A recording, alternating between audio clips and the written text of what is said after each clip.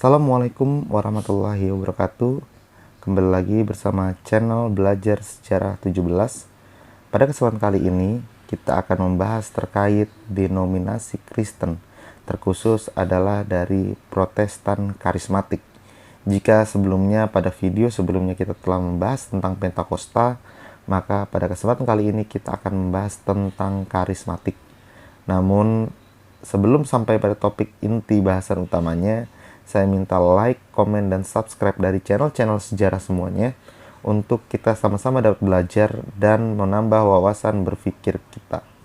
Dan sekali lagi saya disclaimer bahwa channel ini bukan channel untuk menggurui, melainkan channel untuk diskusi. Maka saya sangat berharap ada kolom komentar saya yang terisi dengan diskusi-diskusi kita, namun tetap dengan adab dan data.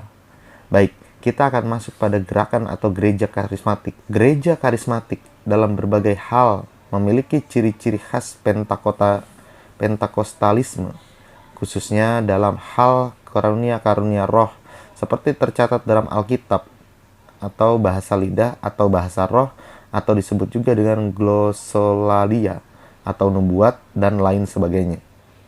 Gerakan ini pada awalnya bersifat antar denominasi di dalam gereja-gereja arus utama Protestan dan Katolik. Banyak kaum karismatik pada akhirnya kemudian membentuk denominasi terpisah dalam gereja-gereja baru. Kitab Para Rasul mencatat atau mengisahkan mengenai manifestasi Roh Kudus seperti kesembuhan ilahi, mukjizat, dan glossolalia yang terjadi pada masa-masa gereja mula-mula pada awal abad pertama. Karismatik merupakan sebuah istilah yang dipakai untuk mendeskripsikan kaum Kristiani yang percaya bahwa manifestasi Roh Kudus tersebut juga bisa terjadi dan seharusnya dipraktekkan sebagai pengalaman pribadi setiap orang-orang percaya pada masa sekarang ini. Kata karismatik berasal dari sebuah kata Yunani yang berarti charis, yang berarti kasih karunia, dan charis digunakan dalam Alkitab untuk menjelaskan mengenai berbagai pengalaman supranatural, khususnya dalam 1 Korintus ayat 12 sampai dengan 14. Pada awal sejarahnya, pada 1950 hingga 1975 atau sekitar 25 tahun awal, sangat sulit untuk menentukan kapan dan di mana tempat Kristen karismatik mulai muncul sebagai gerakan yang berpengaruh di antara gereja-gereja arus utama. Namun demikian, pada umumnya, Dennis Bennett, seorang gereja episkopal Amerika, seringkali disebut-sebut sebagai pionir dari gerakan ini. Pada tahun 1960, Bennett, seorang rektor gereja episkopal Santo Markus, Van Nuys, California, Amerika Serikat, mengumumkan pada jemaatnya pada tahun 1960 bahwa ia telah menerima pencurahan Roh Kudus.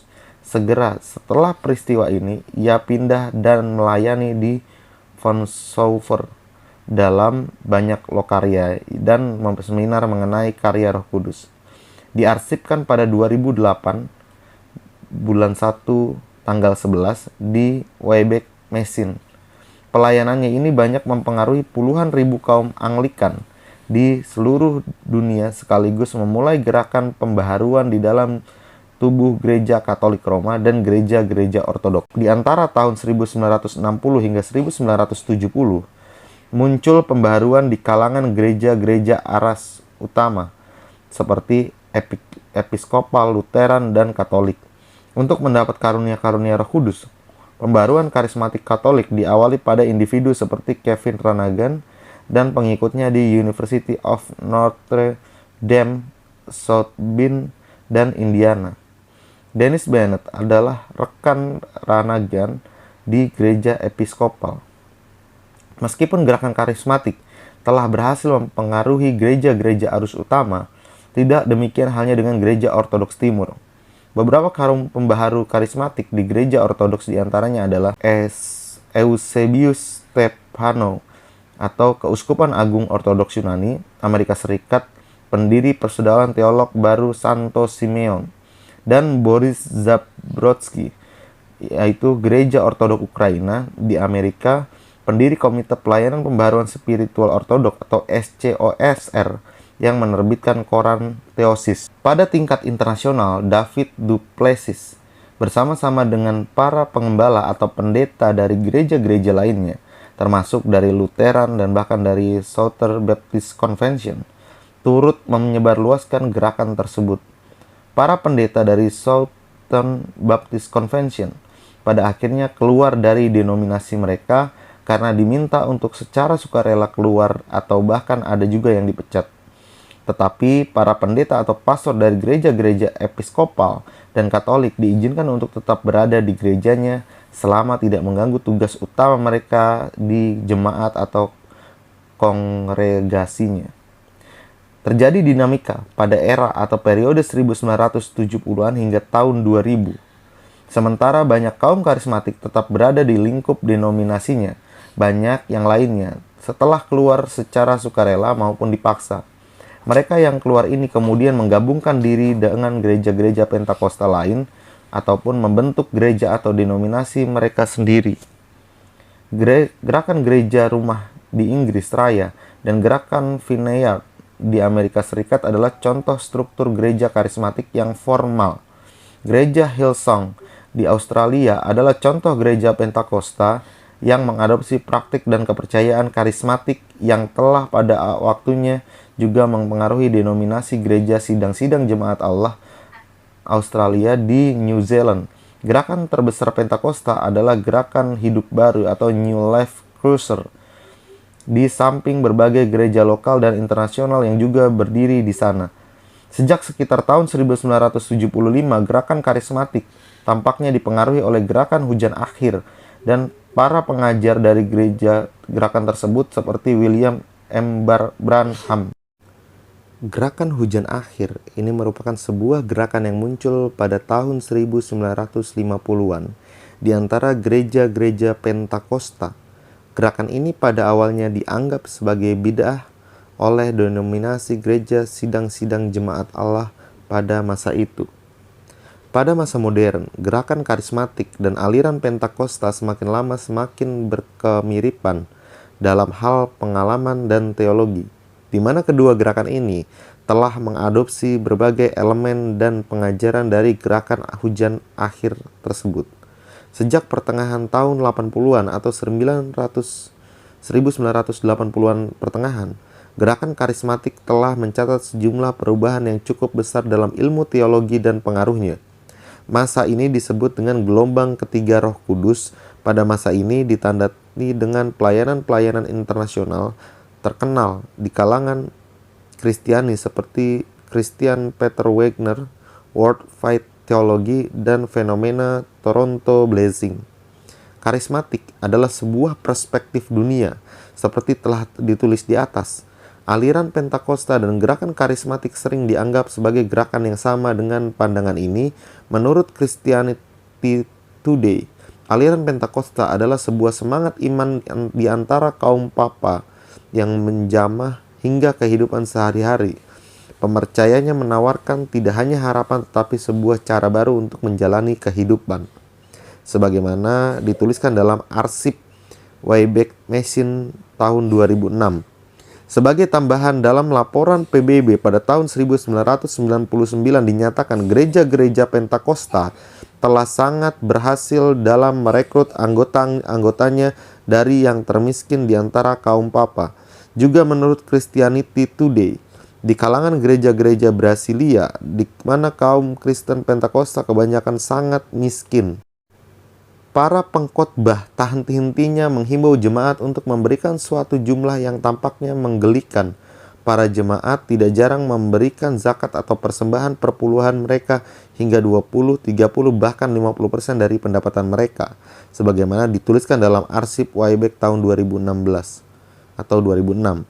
Christianity Today juga mencatat bahwa kaum Pentakosta Brasilia mengobrolkan Yesus seakan-akan pribadi yang nyata dan dekat dengan mereka dan melakukan berbagai hal untuk mereka seperti menyediakan makanan dan tempat tinggal.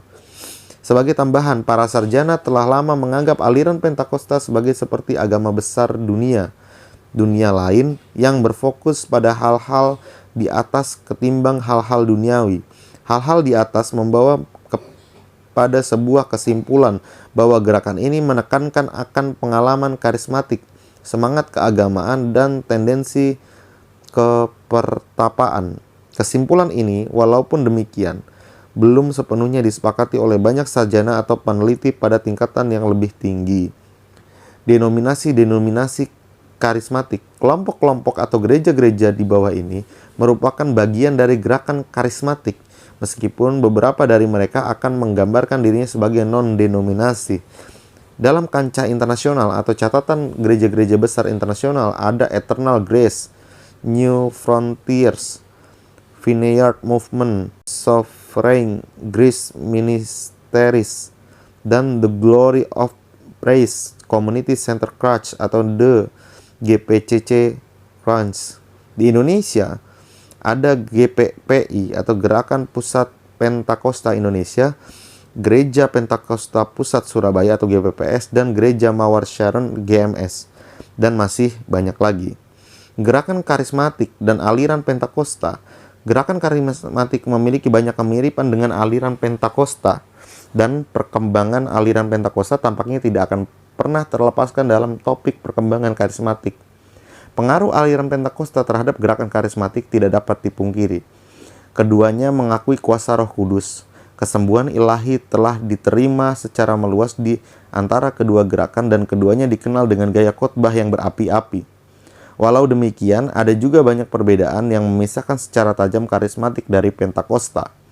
Walaupun sangat mirip, sehingga kadang kulit dibedakan dengan aliran Pentakosta yang menjadi inspirasinya, beberapa aspek kunci juga membedakan keduanya. Kebanyakan karismatik menolak keutamaan glossolalia yang diberlakukan oleh Pentakosta, menolak beberapa ajaran Pentakosta yang dianggap legalisme oleh karismatik. Banyak karismatik sering kali tetap berada di denominasinya sendiri, tidak mendirikan gereja baru, contohnya karismatik Katolik di Gereja Katolik Roma. Perbedaan di antara keduanya juga bisa dilihat dari gaya dan tata ibadahnya. Misalkan cara penyembahan, cara berkhotbah, dan metode pelayanan altar. Aliran Pentakosta lahir jauh lebih dahulu dibanding gerakan karismatik. Karena kemiripannya pada masa kini, semakin lama semakin sulit untuk membedakan karismatik dan Pentakosta sebagai gerakan yang terpisah. Namun, karena tidak satupun gerakan tersebut yang monolitik, juga sulit untuk menyatakan mereka sebagai gerakan yang sama. Hingga suatu definisi yang lebih baik disepakati secara luas, khususnya karena kedua gerakan ini relatif masih muda di dalam aliran-aliran Kristen Protestan. Harus dimengerti bahwa keduanya secara umum memiliki kesamaan yang sangat besar, walaupun kadang-kadang juga bisa sangat berbeda dalam beberapa hal. Pembaruan karismatik Katolik atau PKK. Meskipun kaum Kristen karismatik tidak eksklusif dalam satu denominasi saja, teologi karismatik tidak secara khas serta-merta mengikuti kaum Protestan. Gerakan karismatik juga muncul dalam tubuh Gereja Katolik, dan Paus Yohanes Paulus II juga dikabarkan memiliki seorang karismatik yang menjadi rujukannya. Di dalam tubuh Gereja Katolik Roma secara internasional, gerakan ini merupakan terutama menjadi populer di kalangan Filippo atau orang-orang Filipina, dan komunitas Hispanik dari Amerika Serikat dan di Filipina sendiri. Para pastor atau pendeta maupun awam karismatik seringkali mengadakan kebaktian-kebaktian kebangunan rohani atau KKR di berbagai tempat, sekalipun harus mengadakan perjalanan-perjalanan yang jauh dari tempat domisilinya. Gerakan karismatik ini kemungkinan besar adalah subgerakan terbesar yang ada di kalangan Katolik Roma bersama-sama dengan Katolik tradisionalis. Hal ini menerangkan suatu situasi sulit bagi banyak otoritas gereja yang mungkin tidak menyetujui pengajaran karismatik, namun kesulitan untuk menentangnya, karena gerakan ini didukung oleh anggota-anggota paling berkuasa di gereja. Karena sifat gerakan ini yang mudah menerima pengajaran-pengajaran baru, otoritas gereja juga menghadapi situasi di mana mereka harus terus-menerus memastikan bahwa inovasi-inovasi apapun yang muncul di tubuh jemaat adalah konsisten dan tidak bertentangan dengan Alkitab dan doktrin gereja Roma. Terkait kritikan-kritikan terhadap karismatik, dengan semakin meningkatnya popularitas dan pengaruh gerakan karismatik, sejumlah kritikan bermunculan dari kaum Kristen lainnya, diantaranya adalah kaum Sesationis atau populer di kalangan gereja Southern Baptist, percaya bahwa karunia-karunia roh yang dialami oleh kaum karismatik Sesungguhnya tidak benar tersedia lagi bagi gereja setelah rasul terakhir, yaitu Rasul Yohanes, tiada. Mereka juga berpendapat bahwa pengalaman roh seperti itu adalah berasal dari setan atau sekedar pengalaman psikologis biasa. Kritikan semacam ini sesungguhnya telah dialami juga oleh Yesus itu sendiri, sebagaimana yang dicatat dalam Wayback Machine tahun 2006. Beberapa gereja lainnya, terutama oleh Gereja Reformed Injili Indonesia atau GRII, bahwa gerakan karismatik sangat ditunggangi dengan kepentingan keuangan, menjual buku-buku, DVD, dan CD suatu gereja atau pelayanan, serta pendirian yang kuat akan perpuluhan. Argumen ini lebih diperkuat lagi dengan semakin banyaknya kemunculan para penginjil evangelis dari berbagai pelayanan yang disiarkan di TV, di mana hal-hal yang berbau komersial dan uang seringkali disebutkan dalam acara-acaranya tersebut. Beberapa teolog dan peneliti karismatik yang tersohor diantaranya G. Rodman Williams, Wayne Grudem, Christian Peter Wagner, Vincent Shen, dan Bill Hammond, serta Finis Zenningsdek. Para teologi karismatik lainnya dapat ditemukan dalam artikel-artikel dan bacaan lainnya. Jadi itu teman-teman terkait karismatik. Terkait ada pembacaan yang salah atau keliru, mohon dikoreksi. Dan sekali lagi, kalau mau diskusi gunakan data, jangan asal komen, karena kita di sini manusia yang beradab. Terima kasih. Billahi taufiq walhidayah. Billahi fisabilil haq. Shalom. Assalamualaikum warahmatullahi wabarakatuh.